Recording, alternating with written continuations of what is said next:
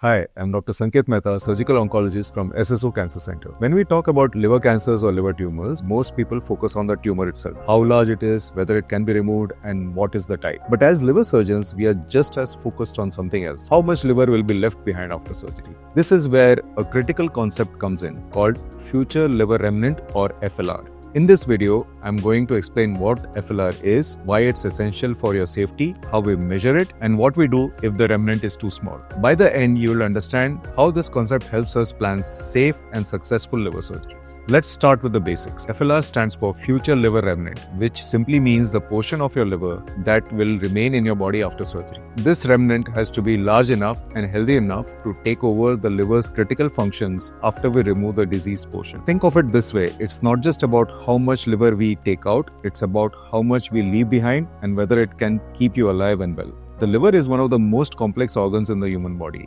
It performs hundreds of essential functions, including filtering toxins, producing proteins, storing vitamins, aiding digestion, and regulating blood clotting. If too much liver is removed, or if the remaining portion is weak or damaged, the body can undergo liver failure, which is a life-threatening situation. That's why we assess FLR before every major liver surgery. It is a safety check, one that helps us protect you and plan a surgery that's not only effective but also survivable. So, how much liver needs to be left behind after surgery? This depends on the condition of your liver. In a healthy liver, meaning there's no cirrhosis, no chemotherapy damage, and no fatty liver, we generally need to leave behind at least 20 to 25% of your total liver volume. If the liver is damaged, for example due to fatty liver, chronic hepatitis, cirrhosis, or prolonged exposure to chemotherapy, then we need a larger remnant. In such cases, we may aim to preserve 30 to 40% of your liver, or even more depending on your individual liver condition. It's not just about volume, it's also about the quality. A smaller but healthy liver remnant may be safer than a larger but diseased one. Now you might be wondering, how do we know how much liver will remain?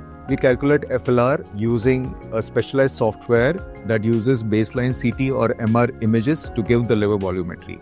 These scans allow us to map the liver in 3D and measure the volume of the section that will remain after surgery. In some cases, we also do functional tests like indocyanine green clearance or liver stiffness test or fibroscan to assess how well your liver is working. This helps us go beyond just size and evaluate liver function too. Once we know both the volume and function of the remnant, we can decide whether the surgery is safe as is or whether we need to prepare the liver in advance. Sometimes we find that the FLR is too small to safely support life after surgery. In such cases, we don't abandon surgery. We simply plan it in stages. One of the most effective methods we use is called as portal vein embolization or PVE. In this procedure, we block the blood flow to the part of the liver that is bearing the tumor. This forces the other side, the future liver remnant, to grow and expand over a few weeks. This approach is safe, minimally invasive, and highly effective in increasing the liver volume before surgery. Another approach is the two-stage liver resection. In two-stage liver resection, we do the first surgery directing towards the part of the liver that has lesser quantum of disease. We clear it of the disease, and then the second surgery is performed for the more heavily involved disease where we remove that entire section of the liver, often after a portal vein embolization.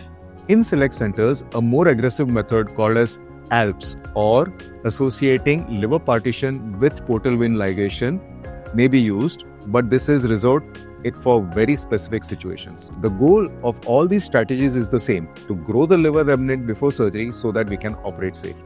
Now let me explain why this matters so much. If we proceed with surgery without ensuring enough liver is left behind, the patient can go into post-hepatectomy liver failure or PHLF. This is a condition where the remaining liver is simply not able to perform the body's essential functions. This leads to fluid buildup, jaundice, bleeding issues, infection, and even death. That's why FLR isn't just a technical concept. It's a life-saving principle in liver surgery. We always prioritize your safety over the extent of the tumor removed. FLR also plays a role in deciding how much of the tumor we can safely remove. Sometimes we may want to remove more, but if the remaining liver would be too small, we just have to adjust the plan. This is where the art of surgical oncology comes in, balancing oncological clearance with organ preservation. And when needed, we use techniques like portal vein embolization or two-stage surgery to expand options rather than limit them. So if your surgeon recommends a multi-step approach or a delay before surgery, it's not a compromise, it's strategic planning for your safety.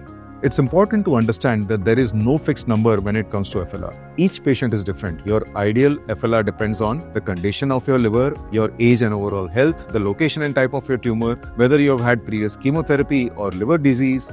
All of this is taken into account by your surgical team before making any decision. This is not guesswork. It's precise, personalized planning designed for your body's needs. One of the reasons liver surgery is even possible is because liver has a unique ability. It can regenerate. In fact, it is the only organ in the adult human body that can grow back after partial removal. If the remaining liver is healthy and well perfused, it can grow back to near normal full size in just a matter of few weeks or months. This regenerative power gives us the confidence to remove large portions of the liver when it's safe to do so, and it offers hope for patients even with a high tumor burden. In rare cases where the FLR cannot be increased or the liver is too diseased to tolerate surgery, we may consider non-surgical options like ablation, embolization, or systemic therapy. This is not a failure, it's a shift in strategy to ensure patients' safety while still addressing the disease. The key is not to push surgery at all costs, but to find the right treatment for the right patient. So to summarize, Future Liver Remnant is one of the most important concepts in liver surgery. It tells us how much liver we need to leave behind